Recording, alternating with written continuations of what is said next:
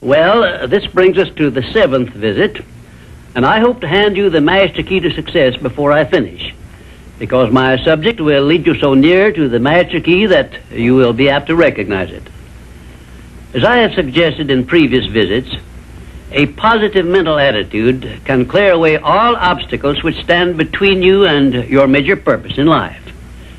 Because of the importance of the subject of our visit, I shall not only tell you that a positive mental attitude heads the entire list of the 12 great riches in life, but I am going to give you explicit instructions as to what you must do to keep your mind positive.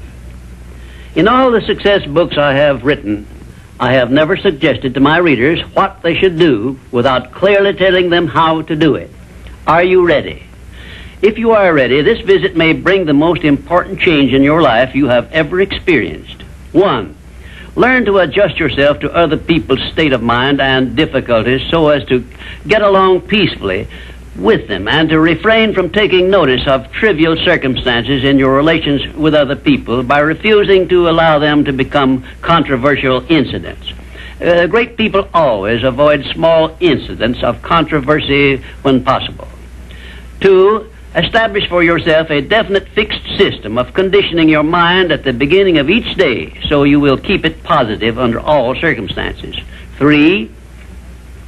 Learn the art of selling yourself to other people by indirection, such as asking leading questions which will bring out the sort of reactions from others which you desire.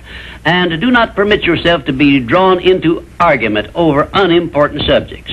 4. Adopt the habit of having a good hearty laugh every time you become irritated or angry, and it will help you if you begin each day with 1 minute of hearty laughing. This will change the chemistry of your brain and start you out with a positive mental attitude. However, you had better get out of sight when you take your laughing exercise. 5. Start each day with an expression of gratitude for all the adversities, defeats, failures you have experienced in the past, and search for the seed of an equivalent benefit these have yielded you through the passing of time. Then give thanks for the blessings you expect to receive during the day. 6.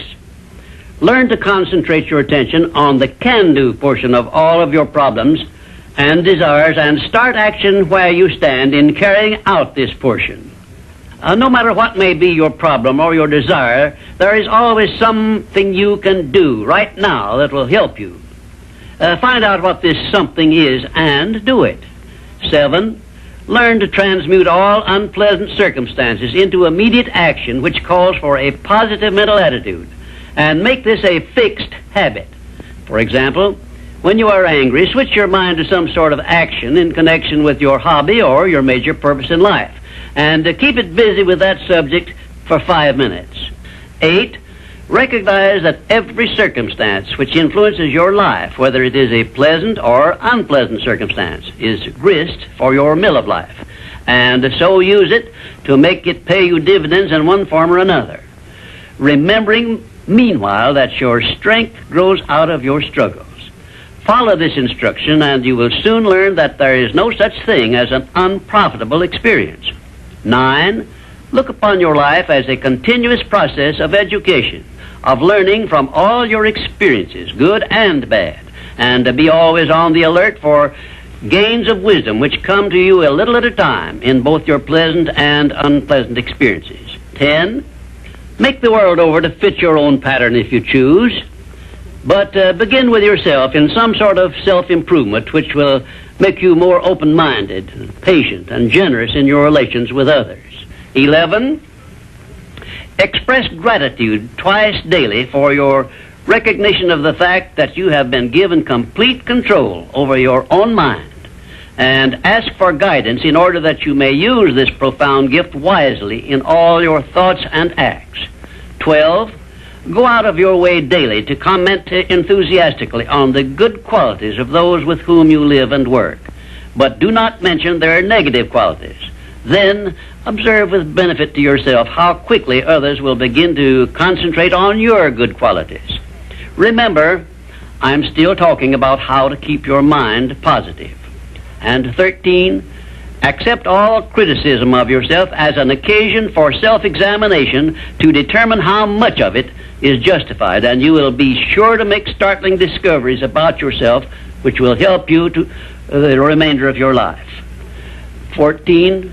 Do not accept from life or anyone else anything you do not desire.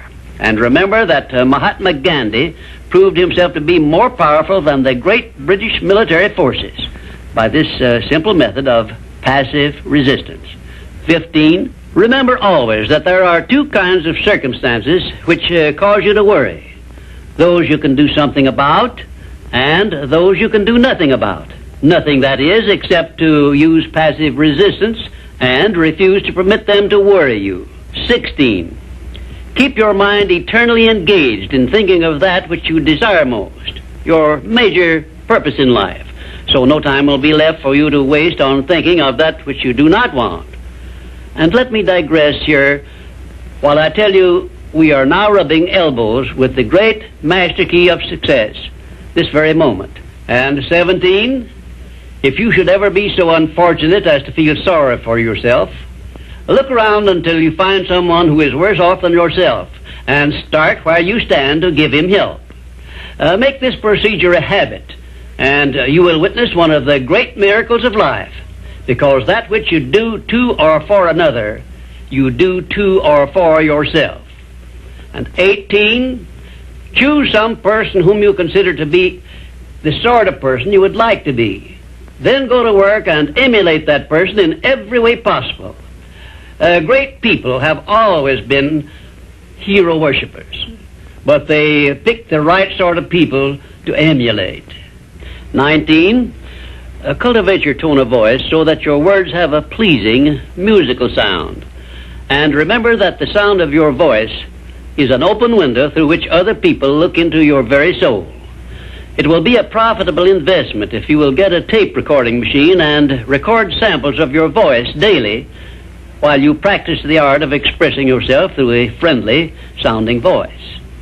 If you are engaged in selling, this practice will quickly pay off in monetary dividends.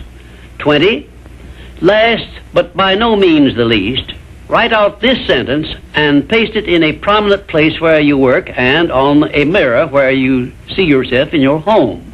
Whatever the mind can conceive and believe, the mind can achieve. Remember also that you are the only person who can provide you with a positive mental attitude. What are you going to do about it? On your answer to this question rests your entire future.